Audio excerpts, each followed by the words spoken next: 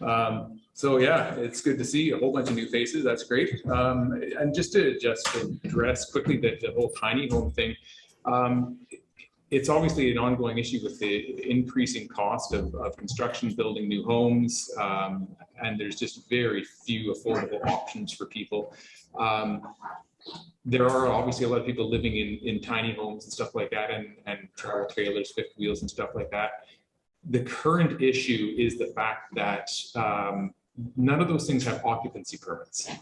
And in order to get an occupancy permit, it needs to meet current building code, and none of those things obviously meet current building code. So I'm really hoping that there's some sort of flexibility coming in the future to kind of alleviate that impossible scenario. Because yeah, there's people that, and a lot of those tiny homes are very well built and they're fine, but you can't technically live in one on a residential property because it's not a permanent structure. And long-term parking them on recreational property that's actually designed for camping, you're not allowed to live full-time. Usually it's a limit of 6 months out of the year.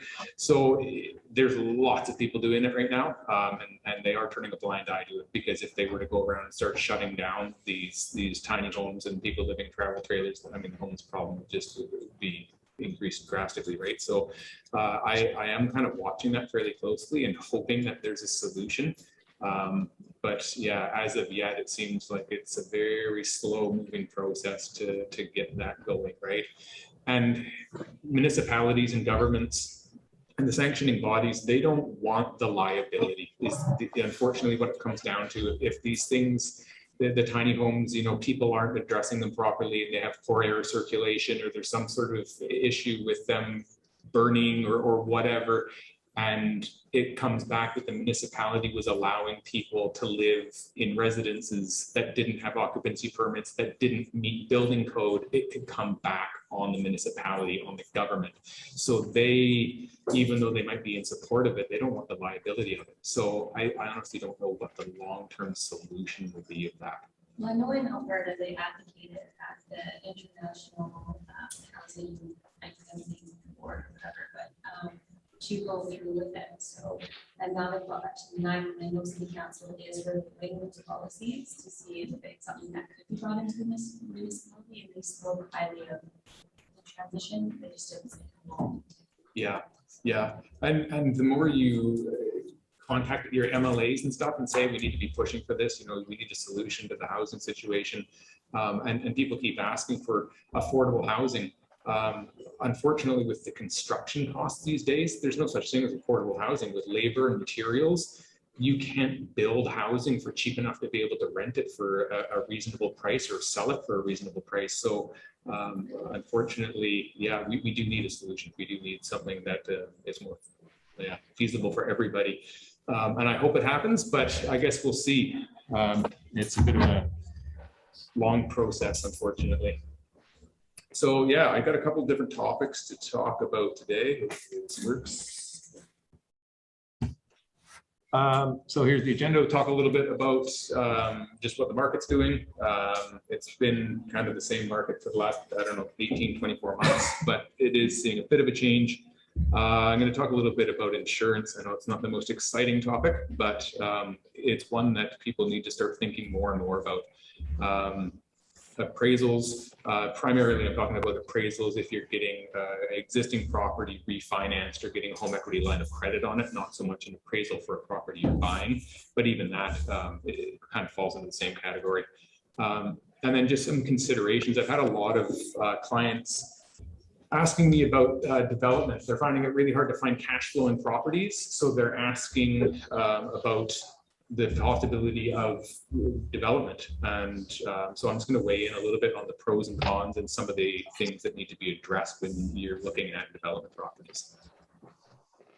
So there is more inventory on the market right now. Typically, like I check the hot sheets every day of all the new listings that come on the market, and I was seeing, like in the mid-Vancouver Island area for detached homes, I was seeing like 25 houses a day kind of coming on the market, and that's bumped up now to like 50, 60, 70, which is great. And I was hoping that maybe that's going to put relieve some of the pressure on the housing market. Maybe we'll see a flattening off of the price increases, or maybe even a reduction in prices. And then I read a statistic that this is exactly what it did at this time last year. So typically people list their houses in the spring. The weather gets better, they put their houses up for sale. Unfortunately, last year, when we did see the increased inventory, it didn't decrease the prices. The demand was still there. We still saw multiple offers. So as of currently, I'm still seeing unconditional, multiple offers going over asking price, the bidding war scenario we've been used to for the last 2 years. I'm hoping now that things are open up a little bit, people are more willing to sell their homes because they're willing to let people in their homes because, you know, COVID restrictions have been lifted. I'm hoping we do see a bit of a softening market, because obviously anyone trying to buy anything right now, it's extremely frustrating. And it's risky to be buying stuff and not putting subjects on properties. That's obviously a major risk. So no drops in prices yet, but fingers crossed, we might see a bit of a relax in the market if more and more people keep listing their properties. So that's it I've got for the market update. Does anyone have any questions about the market, what it's doing, or concerns? It's kind of nothing majorly new to the report, unfortunately, just the same. Just wondering about the interest rates. What's factor for things? Yeah, so interest rates have gone up 0.25%. So just quick math, 0.25% increase in your residential mortgage equates to about $12 a month for every $100,000 you borrow. So it's not a lot, but that's the first, they're saying there could be multiple interest rate increases this year. They're trying to curb the inflation. Obviously, we've seen massive inflation in the last 2 years due to the amount of money that's been printed. That's what's driven the costs. One of the primary drivers of the cost of real estate going through the roof. Now they're trying to cut off that inflation by increasing interest rates. Unfortunately, the economy is still very fragile. Jacking up the interest rates, you know, a full percent could see a pretty big pullback. You could see a recession, right? So they're going to try to do a bit of a balancing act to get the interest rates up enough to kind of curb the inflation. But if they go a little bit too far and the economy slows down, then they're going to have to bring those interest rates back down. So I don't foresee massive increases in the next year, but I can see them raising it maybe 1 or 2 more times, 0.25% each time.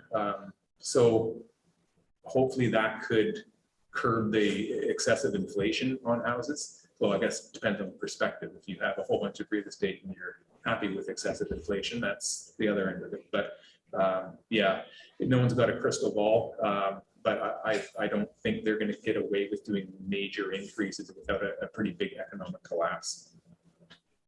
Any other questions about the market?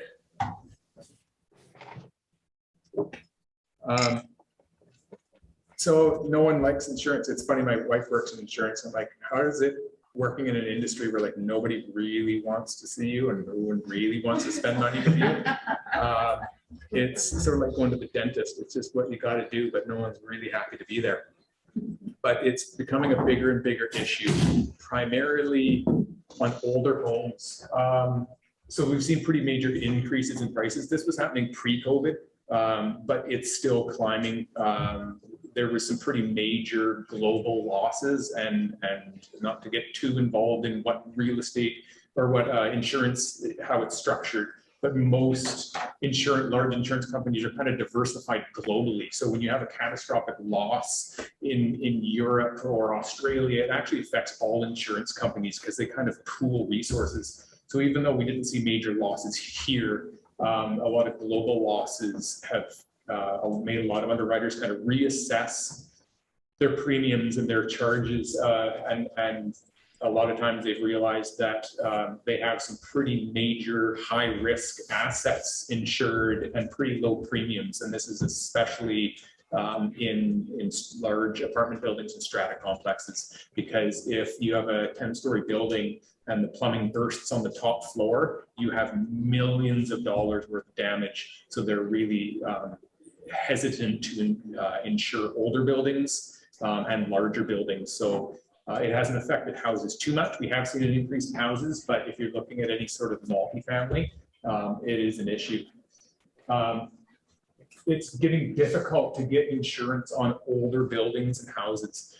This is obviously just due to the liability of old plumbing, old electrical, feasibility, old roofs, things that can cause damage to the building. So again, specifically in apartment buildings built in the 60s, 70s, 80s, they're really, really high risk. And some insurers will just straight up say, no, they're not interested. So if you're looking to buy a property, it's really important to, if it's just a typical house and it's not from the 1920s or it's been updated recently, you don't need to worry too much about it. But if you're looking at buying a house from the 20s and it's got, you know, original plumbing in it or original wiring in it, that's going to actually be a major issue. And if you're writing an offer on that house, it's important to put subject to being able to get insurance on that property. I've seen deals now fall apart due to not being able to get insurance, almost as much as not being able to get a mortgage. So that's just something to consider. The other issue is the primary reason you want insurance is in case you have a loss. Your insurance company is going to help you cover that loss, but it's to satisfy the lender. So if you go and get a mortgage, the lender will typically insist that you have insurance on the property, because if they're going to lend you $800,000 to buy a house and that house burns down and you don't have insurance on it, the bank has no recourse to go after anything of any value. You just have an empty lot. So they are the ones that are insisting that you have insurance, and they usually have very strict criteria as to what they want in the insurance. They usually want full replacement cost for the property. You can't just insure it like partially. They usually require fire, flood. So you quite often need to get the financing lined up to know what type of insurance you need to get on that property, because every lender is a little bit different on what they require for insurance. So as soon as the lender tells you this is our requirements, then you can go to your insurance company and say, these are the requirements of my lender. I need the insurance that covers all of these things. It's also taken a long time. I remember the first house I bought in 2008.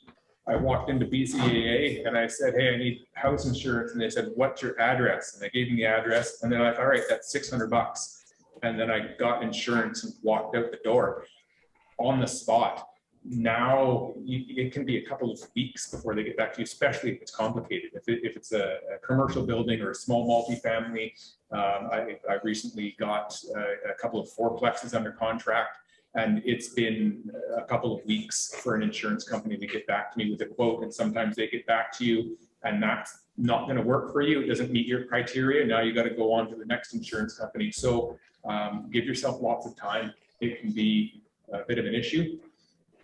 Another thing the insurers are doing now is they're putting subjects in. So they're saying, we will give you insurance subject to, and just for an example, the properties that I recently got under contract, one of them is subject to the electrical and the plumbing being inspected by tradespeople.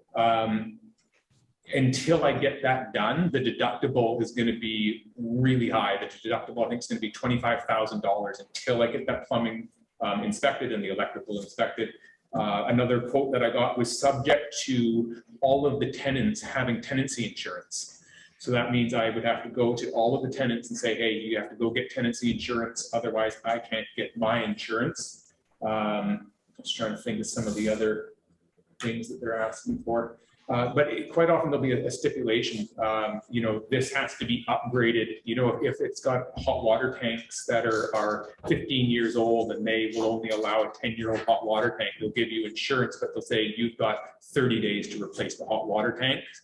And in the meantime, we're not going to cover any damage that's done to the property by those water tanks. So it can sometimes take time to satisfy those subjects as well. Yeah, so like I mentioned, the requirement from the plumber to inspect the property, that's becoming more and more commonplace, unfortunately, which is a cost and takes time. And I usually tell my clients, don't ever show your insurance company the inspection report if you get an inspection. If you're looking at a property that's newer than 5 years old, it's going to have things wrong with it. It's going to have a window that's leaking, or the roof's a little bit older, the plumbing's whatever it is, even just reverse polarity in an outlet, something minor. If the insurance company goes through that, those are all liabilities, and they're going to say you need to fix everything in this inspection report before we issue your insurance. So tell them that you didn't get an inspection, or do your best to not provide it to them. I did have one client just hand it over to them like immediately. Oh yeah, here's my inspection, and they had to go to another insurance company because they looked at the inspection and said we won't insure this, and they can't unsee things. And a lot of insurance agents will tell you, don't show me the inspection report. Once I've seen it, I have to report it. If I don't see it, I can kind of, you know, bury my head in the sand and ignore it, right? And I'm not saying those things shouldn't be fixed, but the insurance companies can be very, very, very fussy. That's all I got for insurance. I didn't have any insurance questions yet. What kind of things do you steer away from insurance, like earthquake insurance or something? I was gonna ask. Yeah, so earthquake insurance is expensive. Yeah. Yeah. It's like double, actually. Yeah, it's pricey. I found a couple of insurance companies that are a little bit more reasonable. Most, well, as of right now, most lenders don't require earthquake insurance. Except CCCU. Yeah. Oh, okay. Okay, yeah, there are a few that do require. I think sometimes they require it based on the location. So I have some properties in Prince George, and that's just not an earthquake zone. They just don't care. But then there's obviously not just for the lender's reasons, it's your personal scenario of if there's an earthquake and your house falls down, do you want insurance for that, right? That's where we live. I mean, we've been talking about the big one that could come tomorrow or might never happen. And I don't like to you know, go, the sky's falling and we should all be insured up to the maximum level, because that's another way to you know, spend a lot of money that you don't need to. But everyone kind of has to assess their own level of tolerance when it comes to that. If you have 5 houses in Nanaimo, I'd probably have earthquake insurance, because if an earthquake takes out all 5 of those, that's not a good scenario. Whereas if you've got one in Alberta, and one in Prince George, and one here, and one in the mainland, you're probably spread enough that, yeah, you might have a loss on one, but you're probably not going to have your whole portfolio wiped out, right? It's, Anyway. the deductible for earthquake insurance is 10 to 20%. Yes. And I've heard, I don't know if it's true, but if you have an earthquake problem and you have to go with your insurance, that you have to come up with a 10 to 20% deductible first, and I want to see it in cash or whatever, before they even use your insurance. So if you don't have the money to cover, There's almost no the point in doing it. deductible, Yeah. it's also, exactly, that's what I'm thinking, on a house of $500,000, 10% is a lot, Yes. right? Yeah. Yeah. And the insurance. And you have to come up yeah. with that. Yeah, and the insurance I've been looking at, instead of just percentage, the deductible just $100,000. So yeah, I mean that's a pretty substantial amount, and yeah, you can't come up with that. I mean, if you're in a scenario where you can get a HELOC on another property to be able to come up with it or something, that's one way to try to get around it. But yeah, you could be in a pretty rough scenario. Yeah. So But what it's do you do, right? Yeah. So, I mean, we have insurance, we have earthquake insurance on everything. Yeah. But if our, like, because we're all like all in the same location, it's all in Nanaimo. So if it's ever shaking here, then Yeah. we are screwed. So then Yeah. we have to pick which house we want to fix, right? yeah, it's Yeah. tough. Yeah, and another issue with insurance right now is the things are just underinsured, and that can be a major issue too. And I was I was always looking for the cheapest possible insurance, trying to spend as little money as I can, because obviously that cuts into the bottom line. But I also find that as I get older, I'm starting to understand that if you have a building that's insured to the replacement value is $600,000, and with construction costs today, it's going to cost you $1 million to rebuild it. You're going to be coughing up that $400,000 to get that thing to completion. If you're not in a scenario to do that, it can be pretty tough. So most lenders have, or most insurers have like $1 per square foot that they assess your property at, and they kind of come up with a number that will calculate the replacement value. But sometimes those numbers are really, really low. And so if you see that your house is insured for $400,000 and you know that to build that house is going to cost $600,000, you might want to tell your insurance company, hey, I need to bump that replacement cost up. It is going to bump your premium up, obviously, but paying for insurance and then having them only cover half of the house when it burns down is kind of defeating the whole purpose of having insurance. Hopefully everyone's, yeah.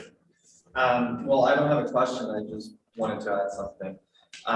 Well, I work in insurance, and a couple things maybe if this helps anybody here. I'm not a home agent. I just do auto, but I work with everybody there in the office. And first thing is try to find a professional broker, that somebody that really you connect and somebody that's going to listen to your needs. I feel like some people or some clients just come there and just, they're no grumpy because of course nobody wants to spend insurance, right? But I feel like if you realize that we are actually just the middleman between the underwriter and the client, we basically want to get you the best price possible, right? But as you said, we don't want to underinsure you. Yeah. So it's very important always to be super open mind and try to explain all your needs to your broker, and try to work along with them. Be super professional, of course. One of the things that I think most of my coworkers hate is people sending them documents at the last minute. Remember that you're working with people, right? And people have their needs. If you work really well with them, they're going to help you out through the whole process. And the other thing is, do a bit of shopping. This is like going shopping. There's no harm of going to 5 different brokerage offices if at the end of the day you're going to get a good deal. At my office, we insure homes with different insurance companies, right? So we can do good shopping for you, right? For free. We have our personal goals to get more quotes for you. So we actually want people to come to us and talk about insurance and, get as much quotes as possible, right? So there is no harm to come and, have a conversation, a casual conversation with your broker, and, have somebody that supports you, right? All the time. Yeah. Yeah. And there's definitely also good brokers and bad brokers, just like there's good realtors and bad realtors and good contractors and bad contractors. Yeah, if you're not getting along with the one that you're using, find somebody else. And one of the things I'm finding right now is if you're getting stuck with insurance for a property you're buying, see if the sellers will release their information to you, and you can just kind of not assume their insurance, but they have everything on file for that property. They should have the age of the roof, the age of the hot water tank, the square footage. They have a pretty extensive spreadsheet on what they already know about that property. So if you're just going to come in and assume that exact property, most of it's on file, and they might be more likely to give you insurance on it just because clearly they're already insuring it, right? So your rates will likely change from what the current person is paying, because you build a track. If you've been insured with them for 5 years, they're not jacking your rates up as much as if you're a new client, but it's still, at least they have a lot of the stuff on file, so that speeds up the process a bit. Yeah, on to appraisals. So if you think about it, an appraisal is like the biggest one day for an impact on your investment property. I mean, there's times where you spend 3 months renovating a property, or you have a tenant turnover, or, you know, even doing work on the property, anything like that. But if you're refinancing a property, if it appraises at $650,000 or $750,000, that's a huge difference in the amount of money that you're going to be able to draw out of that property, which enables you to go and invest in something else. It changes your return on investment. It's obviously very, very impacted by how big the mortgage is. And again, I mean, I've mentioned this many times. Debt, the mortgage is how you make your money in real estate. The more debt you can get from the bank, the more money you can make off the bank's money. So getting a good appraisal enables you to take the most amount of money out of that property, which means you have the lowest amount of capital of your own in the property, which is just leveraging your money as far as you can, right? So the reason I'm bringing this up is I actually had a client recently have their property appraised to do a HELOC on it, and I'll bring it up in just a minute, just to show you what they did. I was really, really impressed. So you need to find recent comps that sold in the area, preferably favorable comps, the ones that sold for, you know, hopefully a little bit more than what yours is likely worth, the ones that are nicely renovated. Unfortunately, you can't search for sold properties on realtor.ca or anywhere else. You can search for stuff for sale, but as we know, things aren't selling for anywhere near what the listing price is. I just saw a house that was listed for $680, sell for $875.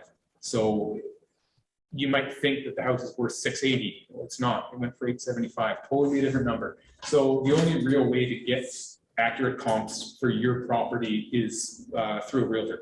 They have access to look at sales history in areas. They can search based on square footage, number of bedrooms, bathrooms, areas, everything like that, and provide those recent listings to you. And that's another thing, is they have to be recent.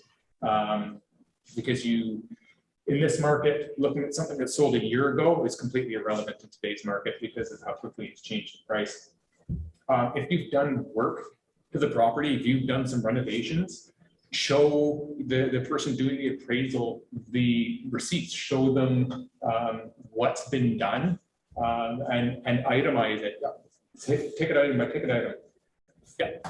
I'm having some renovation stuff right now, and I'm a little bit like, I'm not really sure what qualifies as a valid receipt right now. And I just want to make sure I like cross my T's and dot my I's. So like if they give me the invoice back and circle the total amount and just say paid, yeah, to me, that's not really a valid receipt, but is it? Yeah, I mean, that's sufficient enough. And honestly, if the appraiser comes through the house and you say, hey, I got all new flooring, here's the receipt for new flooring, or I had the kitchen renovated, here's the receipt for the kitchen, they're not going to dive too much into the details of, they're going to see the kitchen's done, flooring's done, clearly it was done. And if you obviously paid way too much, they're probably going to have some common sense and say, well, it shouldn't have cost you 300 grand to renovate your kitchen. You overdid it. You didn't increase the value of the house 300 grand. Right. So there's no requirements for what a valid receipt is. I just No. This is just trying to help the appraiser do their job is what it comes down to. They're not going to hold you responsible for any information you provide them. You're just trying to make it as easy as possible for them, right? But they don't might even ask you. Like I've had appraisals where we build a carriage house in the backyard and you just ask me how much we spent. So I gave them the number and that was fine. Yeah. So then eventually you can see how much was added for the carriage house. So where I think we spent, let's say, just say a number, $150,000, and then he added like about $50,000 for the regular increase of the value on top of it, plus the $150,000. So eventually he added $200,000 to the property, which was nice. Yeah. Just by adding $150,000 to it. Yeah, definitely. And no receipts or anything shown, you just Yeah. took me by word. And most of them should have a basic understanding of what it costs to put new flooring in a house or new kitchen in a house, right? So they're going to be able to make adjustments, but at least you could say, this is how it's. Yeah. Well, when we were looking for like a bank looking for someone to give us a mortgage, they required a separate appraiser. Each bank required a separate appraiser. Yeah, that can be, yeah, and unfortunately they stick you with the bill for it each time, which is unfortunate. But if you aren't happy with your appraisal, you can ask for another one. Obviously, you have to pay for it again. But yeah, it's some of them. I don't know how to put it in here. The appraisers do an appraisal based on who has hired them to do it. If you hire them to come in and give you a price of what you could sell your house for, that's going to be a different appraisal than what they do when a bank wants to know the value. So the term they use is long-term conservative estimate of the value. That's what banks want, is long-term conservative. They don't want to say, hey, the market just spiked up 10% last month. That's the new benchmark. They're going to say, well, no, it might see a correction. So they want to play it safe. They don't want to overlend on a house. So unfortunately, when you're trying to refinance a house, your appraisal usually comes in a little bit lower than actual market value, unless you can kind of coax the appraiser along a little bit, help them. Before and after pictures, if you bought it 2 years ago and it was a dump, and you say, this is why I only paid 600 grand for this house. It was thrashed inside. This is what it looks like now. Obviously, they're going to see the value there. They're not going to consider the old price anymore because that's not the house they're appraising. If it's a rental house, there's a number of ways to appraise properties. And usually on residential, it's going to be the comparables, what is sold in the neighborhood that's similar. But some appraisers will take into consideration the income of that property. So basically viewing it as an income producing property. And commercial real estate, multifamily, yeah, commercial, industrial, anything like that, anything that produces income is always appraised almost exclusively on the income of that property, its ability to generate money. So the actual condition of the building has really little to do with the appraisal. But when we're talking about residential, they are going to be looking more about the value of the house in comparison to other things in the neighborhood. But if it's a really good income generating property, there's obviously value to that because that makes it easier to get lending on, which means it pushes the value up. If there's anything that you know about the property that might not stand out as an immediate, obvious thing, you know, it's got new windows, a heat pump, you know, it's got a giant garage, things like that, that the appraiser just, you know, glosses over. They're there. They don't want to spend all day in your house. They wander through, they go, yeah, looks good. It's this many square feet. Looks like flooring's decent. And they just miss that there's, you know, a heat pump outside around the corner. Point that stuff out. Just so when they're doing their comparables, they say, well, yeah, here's a comparable, but this house has a heat pump, so I'm going to push the value up a little bit. The thing that you got to be careful of is people don't like being told how to do their job. So don't say, here, I did your work for you because I know what I'm doing. You don't. Here's my appraisal. You're just providing them information so they don't have to dig as deep. They don't have to go through that whole process of pulling all of the comps and figuring out how much, you know, new flooring costs and everything like that. You've provided it to them, and that just makes their job a little bit easier, which hopefully is going to make them more willing to give you a decent appraisal. So I'm going to show everybody here what my clients set up. All right, so this is something my clients made up. I thought it was pretty impressive. So they bought this house about a year ago in Port Alberni, and they were getting an appraisal for a home equity line of credit, and they made this whole thing from scratch. It's overkill, but it just goes to show, like, if you are going to put this much work into it, then the appraiser is probably going to realize that you're pretty serious about this and understand that if you've put this much effort into it, this is pretty serious for you, and hopefully they put an equal amount of effort into it. So just the address. They even did a whole table of contents. So this is just a basic description of the house, high quality renovations. They even put statistics just about the vacancy rate in the city that it's in, because it is a rental property. Obviously, your number of bedrooms and bathrooms, everything like that. Yeah, they got some nice pictures. Details, they did a pretty major renovation to the lower suite, so they yeah, detail all the information about that. Talks about the, you know, when the hot water tank's been replaced, when the roof was done, what the electrical is, just so that it's obvious that, you know, this house has been updated and well maintained and it's not old and at any risk. So they basically did like their own assessment of the house. Like, Yes, yeah, and I mean, a lot of it they took from the home inspection that was done about a year ago, right? So they, yeah, they know the details of a lot of the house from the home inspection, so that helps.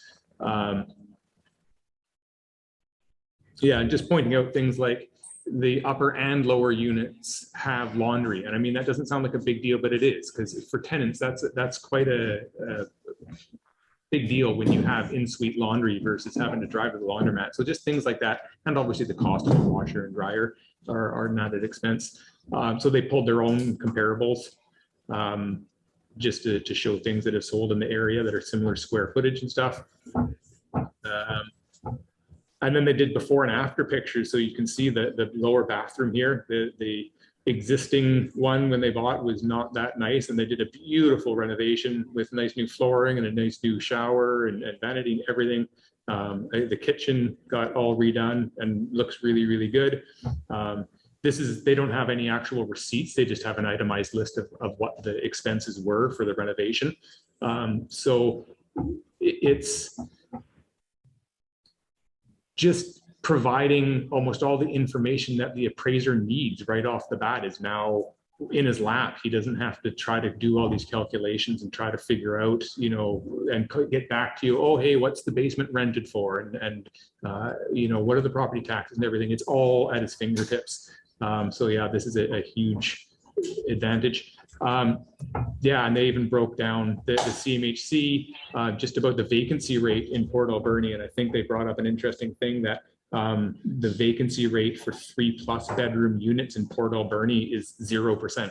So it's a 3-bedroom up and a 3-bedroom lower unit, and there's a 0% vacancy rate in Port Alberni for those particular units. So that's another strong suit that it has going. And then just a little bit more about the actual assessment and stuff. They even did photos with links, so you can actually go and check out all the photos upstairs and everything. So I mean, this is like above and beyond. But if this was, you know, a day's worth of work, and it brings the appraisal up $25,000, and they can leverage, you know, 75% of that, you know, they're going to walk away with $15,000-$20,000 more. That's well worth the day's worth of work to put something like this together, right? So kind of the last topic I want to talk about was new development. So again, this is something that's got a lot of investors kind of interested right now, having a hard time finding cash flowing properties. So they're looking for alternatives, and a lot of people are looking at building new. And so that can look at a lot of different ways. So this can fall under like doing pre-built units. So if you're wanting to buy a pre-built condo or townhouse, sometimes they're offered at a fair discount just because sometimes they're a year, 2 years, 3 years in the future. So you're kind of paying slightly below market value today. And if the market kind of increases in value over the next 2 or 3 years, you can look locked in at a really good deal on those. It can be rezoning a property. It can be doing a land assembly, buying 2, 3, 4 houses, and then you have a lot and a large piece of land to develop. You can then sell that land assembly. You can subdivide a lot if you go buy 5 acres and chop it into little pieces and sell off the individual lots. New construction, if you buy a land assembly, obviously the build out of whatever it is, townhouses, a small multifamily, whatever. Yep. Do you have any clients that have re-subdivided, so like have it going the one way and then re-subdivide the other way? I don't have anybody that's done that, no. No, usually it's kind of like a one shot. They get the zoning change and then kind of go as small as they can in one go. But no, I haven't seen anybody that's done it that way. You also have to factor in if you're building it to sell it or you're building it to hold it as a rental property. And those are two obviously very different things. And you can do a combination of these things. Obviously, you could buy 3 or 4 houses, rezone it, knock the houses down, build an apartment building, and then sell them all off or hold it as a rental. It's not necessarily one of these things you can do. It can be a combination. You can go start to finish. Right now, there's a huge demand for build-ready land, and developers, they have employees that they need to get to work. They have tradespeople, so they don't want to buy a property and then wait 2 years for rezoning. They want it zoned maximum potential right away.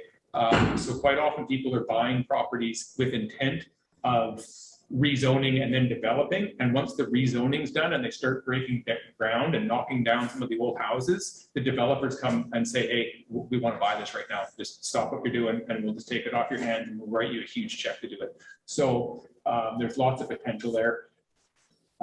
So that's just kind of some of the different ways of looking at new uses of land. There's a lot to consider. One of them being the highest and best use of that land. So the official community plan will usually tell you what that land is slated for in the future, but that's even open to interpretation. So you might have a lot that you could build a 4-plex on, or you could build a 16-unit apartment building with commercial underneath. It could be the same zoning that allows for both of those things. And one's not necessarily better than the other. You just need to know what you think the highest and best use of that land is. How long will it take?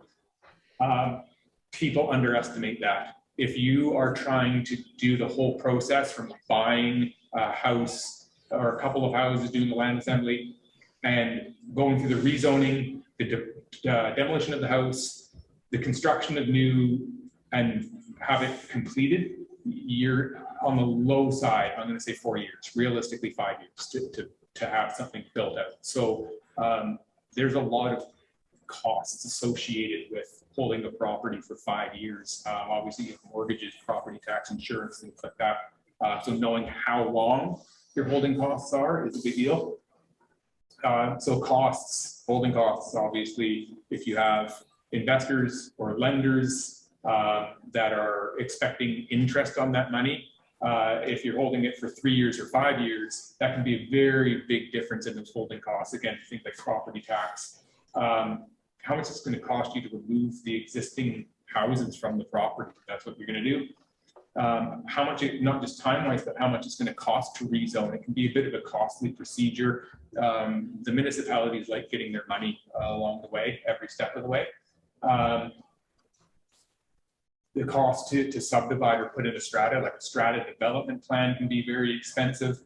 Subdivision, like if you're building 10 new lots, for example, in Nanaimo, or a 10-unit apartment building, Nanaimo, I believe, is $18,000 per new lot created. So if you're building 10 new rental units, for example, you need to pay the city $180,000. So that's just a cost that you need to work into the numbers, and you don't want to forget any of these costs because it can be a big, can be the difference between being profitable and losing money. Development fees, permitting, there's obviously, you're going to have to get somebody to design the house. You need engineers, architects, labor costs. It's very hard to find tradespeople right now, and they want an arm and a leg to do the work. Material costs have obviously skyrocketed. Sometimes the city, if you're putting in a fairly substantial subdivision, they might want the roads widened. the water main increased, the power to the area upgraded. That can be a major expense, and obviously insurance. Quite often buildings get halfway built and then burn down. So insurance is extremely expensive during construction, just one more cost. Now, people often send me listings of a potential subdivision and say, hey, you know, here's a 1/4 acre lot. It says that I can build an 8-unit apartment building here. What do you think of that? Well, I don't know these numbers. They're very specific to the deal. I don't know what connections that person has. I don't know how much it costs to pay an engineer to design an 8-unit apartment building. I have no idea how much material it costs to build an 8-unit apartment building.